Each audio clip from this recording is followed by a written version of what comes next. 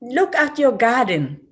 If you just have one type of flower blooming in your garden, you want diversity, you want different colors. So the enrichment of our life is our diversity.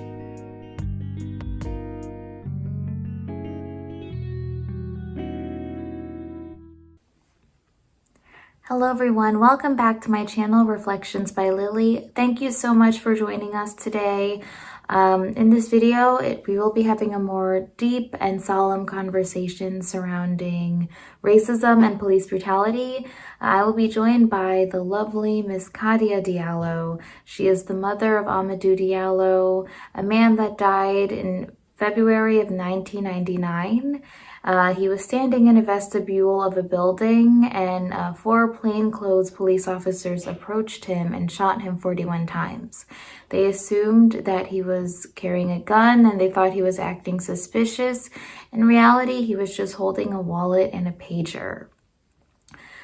Just for more background information about Amadou Diallo, he was an immigrant. He came to the United States in hopes of a better life, and he trusted in the United States systems and institutions. And this turned out to be exactly what failed him ultimately. He was born in Liberia of September 2nd, 1975. He lived in different countries throughout his life, including Liberia, Guinea, Togo, and Thailand. He also attended school in Thailand and Singapore. He hoped to move to America to attend college and study computers.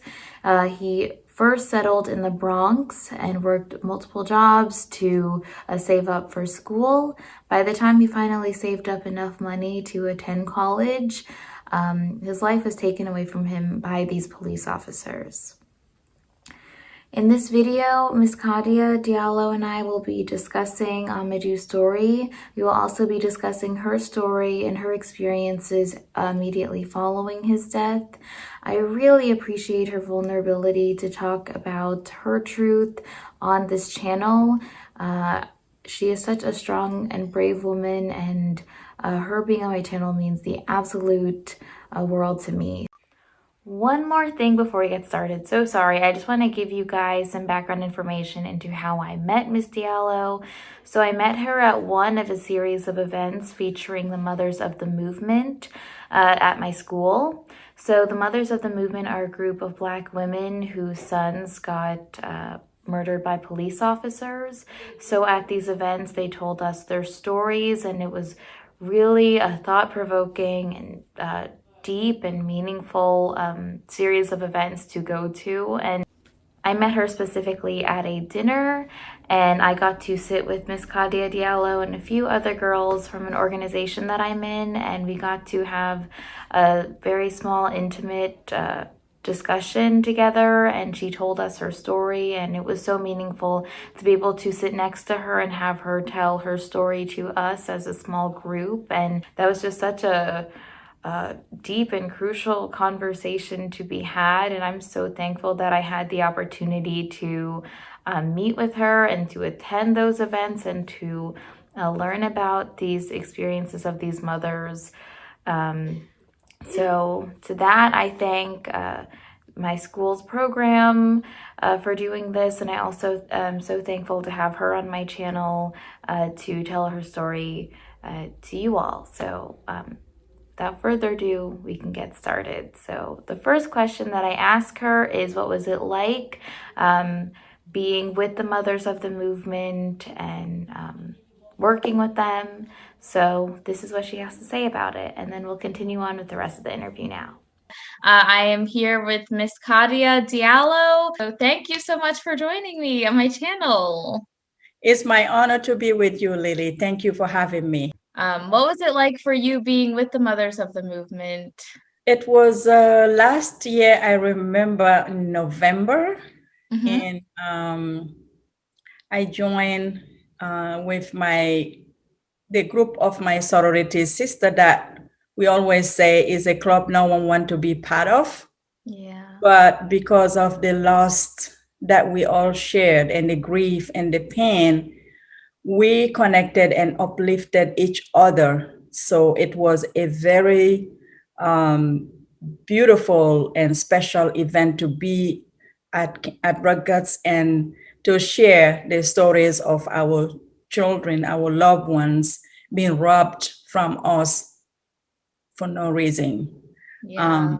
We try to, through our pen, to use it and fuel our purpose to share the stories and ask people to listen to the voices of those who know them well, which is their families. And it was beautiful experience, especially to be with you as youth who are the change agent in the future that we are trying to connect with, because without the future, nothing will change. So it was great to share not only the story with the audience at campus at large, but also to sit with you, Lily, and your other friends at the table where we have personal connection and very intimate time together. It was beautiful.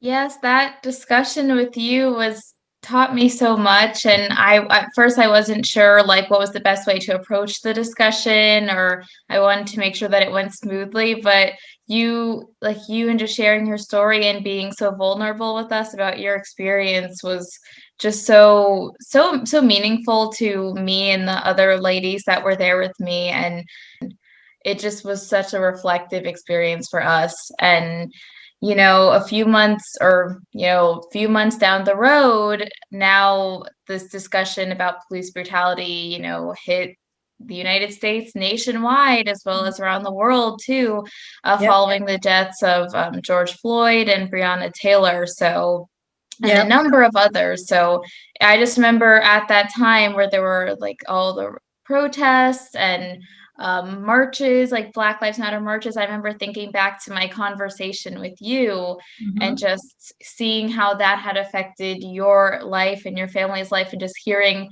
your son's story. So, Like you said, how we would never know at that time at campus, we were talking about how we have to combat racial inequity, how to ask for justice and changes. We'd never even dream that a couple months later we will be dealing with George Floyd, with Breonna Taylor, with Ahmaud Arbery, with all these victims that have been killed recently. And this is why I want to take us back to 1999 when Amadou was gunned down. At that time, Amadou had come to America in New York City as a young, student who graduated from high school and from Thailand, because we traveled around the world. And he went to Singapore and studied a little bit of computer, and he loved computer. So he wanted to come and realize his educational goal, which was to go to college and have a computer degree in America. He was very excited and he wanted to achieve his dream. And yet he was about to achieve his dream because he worked hard, like many different jobs, including even selling on the street, because he was determined to make it on his own no matter what, saving money, saving up to $9,000. And when he called me at last time I spoke with him, it was on January 31st, 1999. He was calling with the good news. And he said to me, Mom, I have finally succeeded saving enough money and I'm going to go to college. And imagine that 4 days later, for me to hear that news back home in Africa where I didn't live, in Guinea. So I crossed the ocean to come not only just to ask about justice, but also to give my son back his story, because the media portrayed him as this insignificant immigrant who met his destiny on the top street of New York. Nothing was farther from the truth. Amadou spoke 5 languages, and he lived in many different countries before coming here. yeah. And at that time, I didn't know I was impacting. In, I didn't know that I was creating a movement, because Amadou was one of those pillars who started the movement in global, global movement against police brutality. But remember that time we don't have the social media that we have now. There was Yeah. no Twitter, no Facebook, no Mhm. Instagram. All we had was a website, and the traditional media, no social media at all. Yeah. So by sharing my grief and being propelled in the public eye and just representing my son's story, I was creating this movement with elected, with civil rights leaders like Reverend Al Sharpton and all the people around the country who were marching, protesting, and demanding how could someone be shot at 41 times. My life changed then. The life that I used to live had never been the same.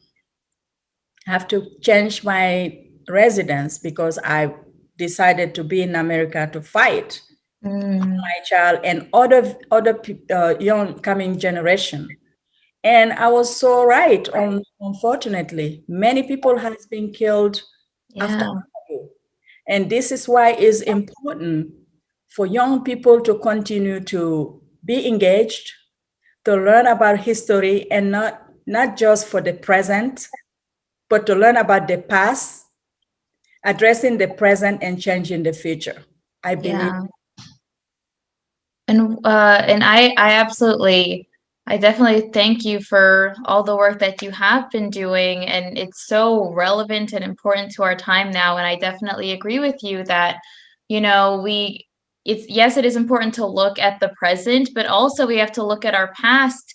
I know that with the deaths of George Floyd and Ahmaud Arbery and Breonna Taylor, a lot of people have been kind of awoken to this issue when meanwhile this issue has been ongoing for Yes. centuries. So it's just so important that we not disassociate from like the past too much, like, oh, we've moved so far, so much further. We Mhm. have since a century ago, but at the same time these systematic issues are still so ingrained in our systems. Right. So it's so important that we have activists and even people researching and learning about this topic, and hearing, stories like your sons, and just, saying their names, so that we can just keep this conversation going and so we can address it in every way necessary. Yeah, that's why when I shared with you at that time when we were speaking at college and we shared that dinner together, I was talking to you about the song American Skin by Bruce Springsteen. Interestingly, he wrote the song and released the song in 2000, I think 2000 or 2001. I don't remember the quite exact date, but the significance of that song is that in 2012, he dedicated the song to the family of Trevor Martin because Trevor Martin was killed in 2012. And when George Floyd was killed, Bruce Springsteen also used that song, and he said the depth of this song is so like is it will never go like out of the history because Mhm. the time of the song from beginning to end was 8 minutes and some seconds, and this is the time that George Floyd was pinned down by this police officer who Mhm. let him die in like just like nobody. And Mhm. that's so heartbreaking when you see that video. When I Yeah. saw the video, my grief was I relive my tragedy. When Eric Garner was killed also, I relive my tragedy. Yeah. All these cases, whenever this happen, you have to understand that we as families, grieving family, have been trying to come out of our grief and use our grief to empower us and others. But at the same time, whenever this thing happen, it's like reliving the same history, and it's so hard. We want this to stop so we can begin to heal because healing is Yes. important. Yeah, absolutely. And I'm sure like when you see that these stories continue where more Black individuals are getting murdered due to police brutality, I'm sure it also feels like, wow, we have not moved forward. Like we're still dealing with this issue, like as if the last person that had just been murdered due to police brutality, like we still haven't done much about it, that it's still continuing. It also must be so frustrating, I can imagine. Absolutely. This is something that need to be resolved because communities and law enforcement have to be able to work together. And some of the thing that we advocate through the Amadou Diallo Foundation is to create forums and invite people who are in the criminal justice system, like attorneys and professors in law, and we do open dialogue so that they can help us to understand what needs to happen. Because we just are not expert, but if we invite students, all stakeholders together continuously, we will be able to address this thing and try to resolve the situation, because no one wants their children to go out there and be harassed, brutalized, or killed for no reason. And these people are supposed to protect and serve the communities that they serve, and they are paid to do that. Taxpayers are employing them. So they need to understand that this issue here, the first and foremost role of a police officer is to protect and serve their fellow man in the community. It's not to see them as suspect, because it's important to understand that everybody don't dress the same. Everyone, we have diversity. People are coming from all over. This is immigrant country. People come with their own culture, but in the end, we all bleed the same. We all eat the same. We all laugh or be sad, or we are humanity are just from the same root, no matter where you're coming from, or your pocketbook size, or the zip code where you live in. You just want to live. You want the best for yourself and for your children and for your family and for your community. It's so important. Absolutely. I definitely agree with you. And I remember reading on your website, on your son's website, the foundation website, talking about how your son believed in the opportunities in America. He trusted in, the police system in America. And so, a lot of immigrants come to the United States, just like my parents come to the United States for the opportunities. And so when you see these stories where there's xenophobia, there's immigrants being attacked, or immigrants experiencing police brutality, it's so disheartening because they came here with the belief that America was the land of opportunity. Yes. Meanwhile, these systems in America, just especially for your son, ended up just proving the opposite.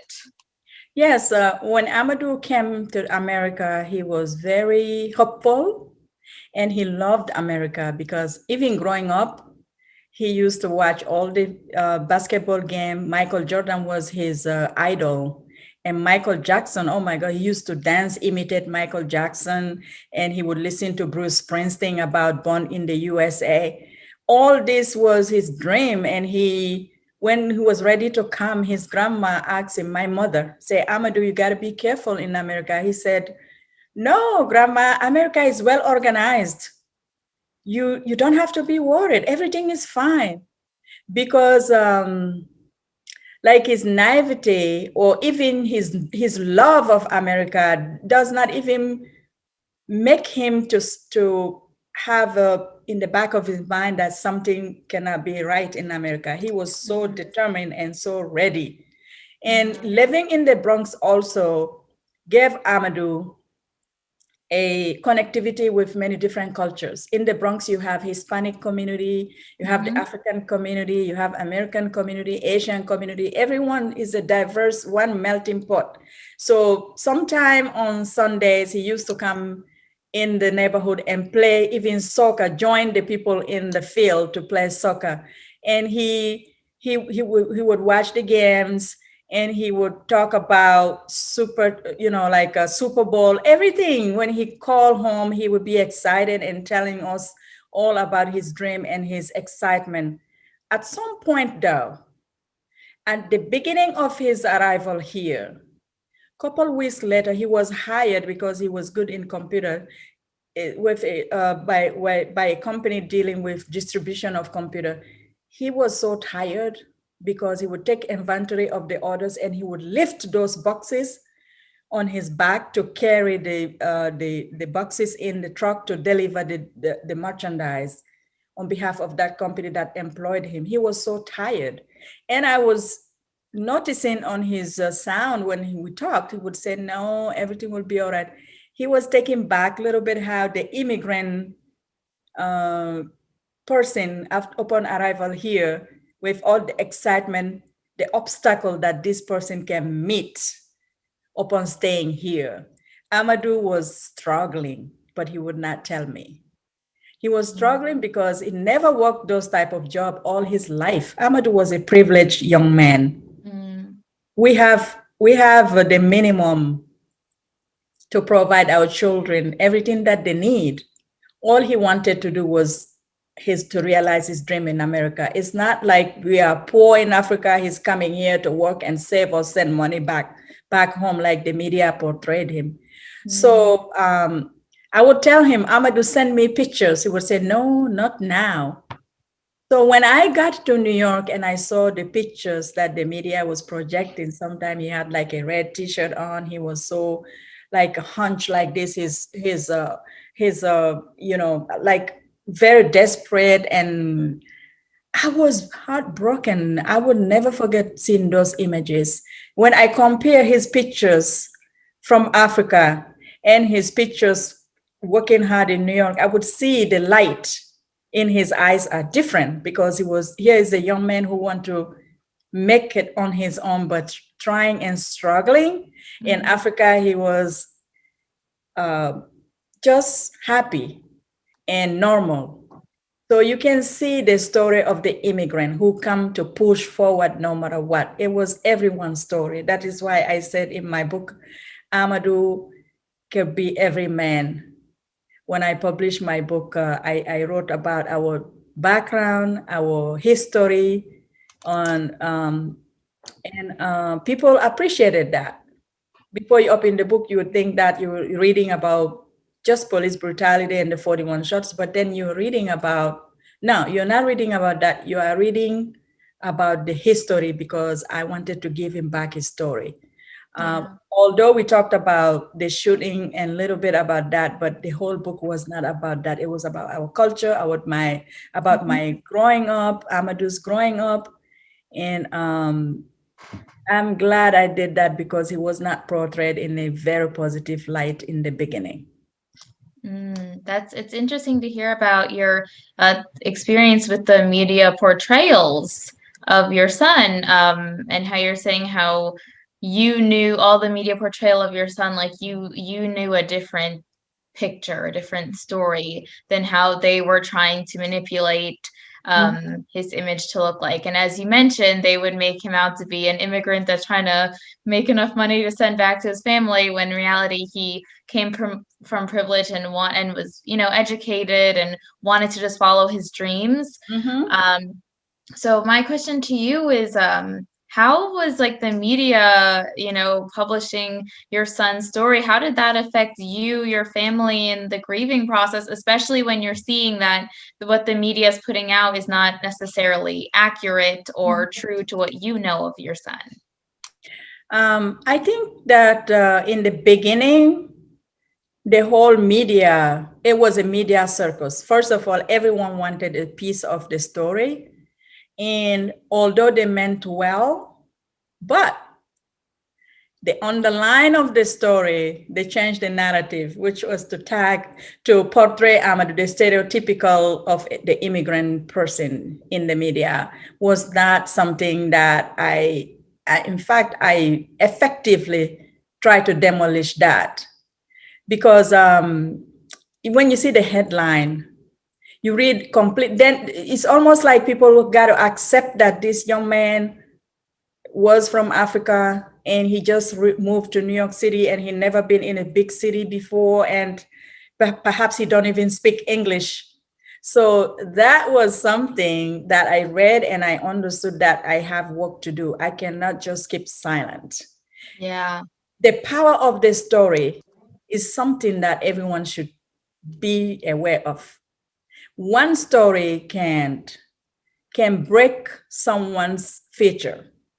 So we have to tell our own stories. And I'm glad I was able to address that, because my son was one of the biggest global story that broke when he was killed. And you have international attention, not just in the US, everywhere. So how could I navigate from being in the public eye and with the rush coverage to sitting and telling everyone, hey, stop. This is not my son's story. This is my firstborn Amadou that I know. This is his story. I guess that was speaking publicly. I remember after the acquittal of the officers in Albany, I decided to do 20 city tour in colleges. I remember speaking to different colleges. I crisscrossed the country, west, east coast, everywhere, Midwest, everywhere. I try to go there and meet the students at the colleges to tell them who Amadou was, sharing his pictures, sharing his stories. People appreciated that. I guess that's how I was able to really try to turn back the story that was tagged on my child, because it's important. You remember, even many victims have the same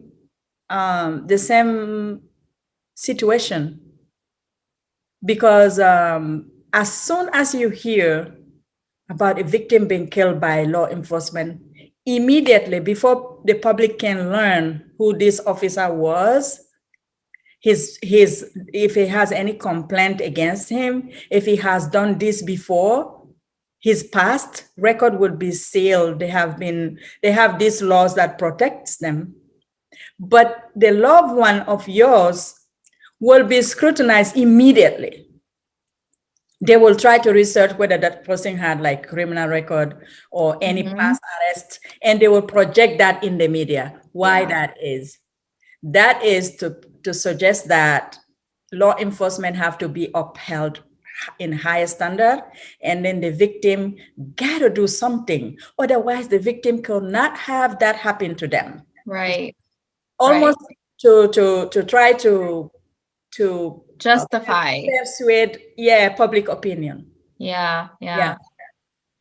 That must be so frustrating, especially the fact that the officers eventually got acquitted for, murdering your son, shooting him 41 times when he was not doing anything wrong, and then people looking into his criminal history to see, oh, well, maybe they were, trying to see their perspective, that someone was being suspicious when your son was just standing in a vestibule. So the acquittal was almost as guarantee, even though I was in denial, believing in the criminal justice system. The officers were indicted for murder and supposed to be tried in the Bronx, where people have more different experience dealing with law enforcement than people in Albany. So the change of venue was granted to the officers, and the trial, they claimed that due to the high publicity of the case, that they cannot be able to have untainted juror in New York, which was really like to assault all citizens of New York City.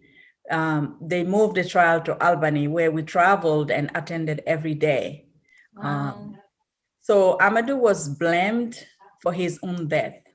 That's The defense lawyers argued that Amadou did a movement because they claimed that Amadou had his wallet extended and trying to show his perhaps his ID to the officers, that this caused the officers to think that their life was in danger, that he would be like the wallet was a gun. And more importantly, they claimed that Amadou resembled a serial rapist that they claimed to be looking for, that they thought it was Amadou. They didn't, in fact, explain that that serial rapist had um, happened to be involved in the rapes 9 months prior to that night. It wasn't like someone has been raped, we have to find the person right now. No, it was 9 months prior. And also, his roommate, Amadou's roommate, was in the room sleeping. Amadou had stepped out to buy food and coming back on his way back. That's when the incident happened. After he was killed, other police officers came and woke his roommate and dragged him out, asked him if Amadou had any weapon, Amadou had any enemies. All this thing was to dig for things to be used against the case. Anyway, the trial happened and the acquittal was guaranteed. The officers were acquitted for all charges, of all charges. But for me, my mission began right then because Amadou deserved to live. He was robbed his life. Yeah. So my mission was the Amadou Diallo Foundation, which I established. And I want to give young people a chance to realize their educational dream because my son never lived to achieve his. And I also want to educate people and raise awareness so that what happened to Amadou will not be happening to other families, so that we can all come to terms of ending racial inequity, racial profiling, and police brutality. My mission is to give empowerment and skill development and mentorship program to young people through the Amadou Diallo Foundation.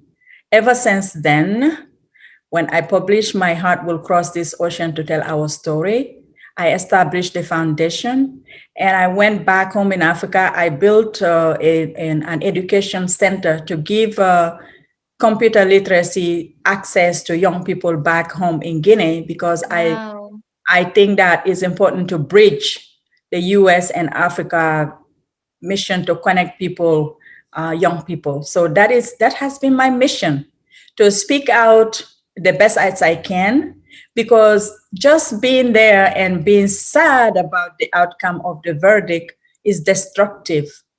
I'm glad and I'm blessed and I'm grateful for the blessings to be able to surmount that agony and to transform my pain into purpose and the mission of the Amadou Diallo Foundation. That is so inspiring and beautiful to hear that, like you just said, instead of, sitting in agony, that you wanted to fight and make a change. And, obviously your work has been super meaningful to a lot of people, especially starting a, education center, and even just providing like the mentoring and the scholarships for students so that they can live out their dreams in the way that, your son unfortunately was not able to. It's so inspiring to see how you want to grant other people the opportunities that your son was robbed of. So it's so beautiful to see that, and you are so strong and so inspiring.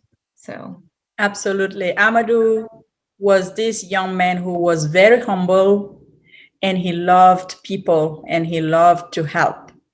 So for his legacy to be a legacy of hope for young people, scholarship, education opportunities for young people, and to connect people of African descent, bridging here in Africa, I think that my son's short life and legacy will endure through that mission. So I'm really grateful. We are 501c3 not-for-profit foundation, and we continue to do step by step and trying to evolve and to expand. And I'm glad that you, as a young person who is connecting with me now and others, will be able to join us and work with us. We really truly appreciate that, because it's important to continue to work towards the betterment of all people. So that sadly, the young man who was robbed his life and all the other young people that I was part of at the college campus conference, if you hear each one have a story, I think it's important that and very appreciative that you are giving us this platform. I have been to many different media outlet, um, big um, big networks, but Mhm. this is the most beautiful one that I can have, Gosh. because the reason is because you are young, and I'm trying to connect to Amadou spirits and really bring young people to the mission. Yes. As I said, it's important. This is one of the best for me, being here with Thank you. That is the night. That is so kind. Thank you so much. This has been so meaningful to me too. Our first conversation, this conversation has just changed my life, and inspired me in so many ways. And I'm so happy to be able to bring the youth and people my age to hear about your son's story.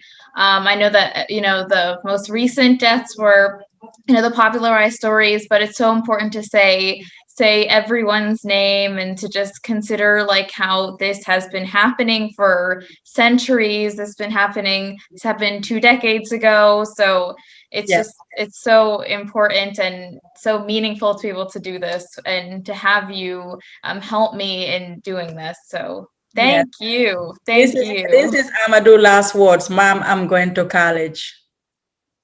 And when I think about that, every day I want to wake up and do more. Thank you, Lily, from the depth of my heart. Really, I appreciate being sharing with you. Absolutely, because I Thank know you. the future holds a big place for you and other young people. And please share the website of the foundation with you, Absolutely. and share with them the recent release of the 41 shots on Netflix. I do not know Okay. if you have seen it or not. I have not, but I will put a link up. I put edited links here, and If you are with Netflix, mhm. you can research. It's Trial by Media. That is the Okay, title. But our episode is 41 shots. okay, Yeah, all it's right. very. You can see the history of the case, the trial, and everything else. It's very powerful. Wow. Okay, I'm suggesting everyone else go look at it. I will most definitely look at it. I have one last question for you, Miss Diallo. Is obviously racism is still very much taking place. Mhm. It has been, it will be, unfortunately, for the near future. Mhm. But what are ways in which individuals can work on themselves, or work on their biases towards marginalized communities? What are ways that people can do that on an individual level so that it Mhm. doesn't grow into these people going into politics, these people with these biases going into the police force? What can we do right now for our individual selves? Thank you, Lily. That is a very important question. I think, first of all, racism is ignorance. I think each one of us have a little bit of bias in their mind or heart, but the most important thing you can do is to see yourself as not superior to anyone. See yourself as equal and treat people the same way you want to be treated. If you do that, then you have achieved something, because no child is was born racist. You're right. As they grow and they see their surrounding, how people are treated, that's how they will begin to develop their little brain and try to be judgmental. Do not judge somebody. Remember that each one of us cannot think the same way, cannot walk the same way, cannot, we have different background and different tone of skin. But this is a beautiful thing. Look at your garden. If you just have one type of flower blooming in your garden, you want diversity, you want different colors. So the enrichment of our life is our diversity. So each one of us have a role to play. Somebody may grow up and see their parents acting that way, but you can change even if your parents don't believe in that. You yourself can try to work on your own self. This is a personal process each one of us must do, because at the end of the day, if you treat everyone the way you want to be treated, then you will remove your bias a little bit. I think that's important. This is my own intake a little bit. We all need to have racial healing, and it's important to appreciate each individual for their own different background, their own different skin of tone, and because life is beauty. Life is beautiful, and people should not be the same. Diversity is beautiful. I think your analogy with the flowers and the garden is the most beautiful way I've ever heard about diversity, and as well as your other explanation. It really is. If everyone were the same, the world would just be so boring and just so homogenous. It's Yeah. so like diversity is so beautiful. Diversity of thought, diversity of religion, diversity of skin color, Mm-hmm. is so beautiful to just see people come together. And I absolutely agree with you. Having a superior complex, and this could go towards anything. So having superior complex Anything. towards immigrants, people with Mm-hmm. disabilities, people of the LGBT community, any kind of Yeah. marginalized community, if we have these ideas that we're You superior. may not like somebody, but respect them. Right. Absolutely. And you may disagree with people, but it's so super important to respect them either way and remember that all people are people just Yeah, like you. So exactly. just treat people with respect and remember that we are all equal and no one's better than Yeah, anyone. and don't ever think that you are entitled to anything because of power or wealth or whatever. Because at the end of the day, when you die, you don't take anything with you. And even if you have billions, you eat the same way with everybody else. You have feelings, you have hurt, you have excitement and setbacks. So life is not about who is more powerful or who is more wealthy or whatever. Life is about, the real value is valuing your humanity and also valuing others. I think that's my own way of saying that, because no one is perfect, you know. We have to revisit ourselves and try to see which way can we perfect ourselves. It's Yeah. ongoing process. It is ongoing process. Hmm. It's so important that we all can see or even just reflect, and that's why my channel is called Reflections by Lily, is reflect on ourselves, Yes. reflect on our thought processes, and work to be a better version of ourselves and work to inform ourselves because ignorance does lead to a lot of these biases. So work on meeting more people with different perspectives, reading more books, Mhm. from people that don't think the way we do, and just learning how to respect and appreciate other people for the differences that they bring, because they bring this diversity, they bring that beautiful, diverse flower garden that we all want. Yes, So, um, absolutely. Thank you so much for meeting with me, Miss Diallo. Thank you for sharing your insights and being so vulnerable and sharing your story. It's so important and it's so inspiring to see how you obviously went through a very traumatic part of your life and you've turned it into a whole movement that is still ongoing, and you're changing people's lives and you're giving people opportunities through your foundation. And so I thank you. You are such an inspiration to me, and even meeting with you today means the absolute world to me. So thank you so much. Thank you very much. I really felt it and I appreciate you so much. Thank you.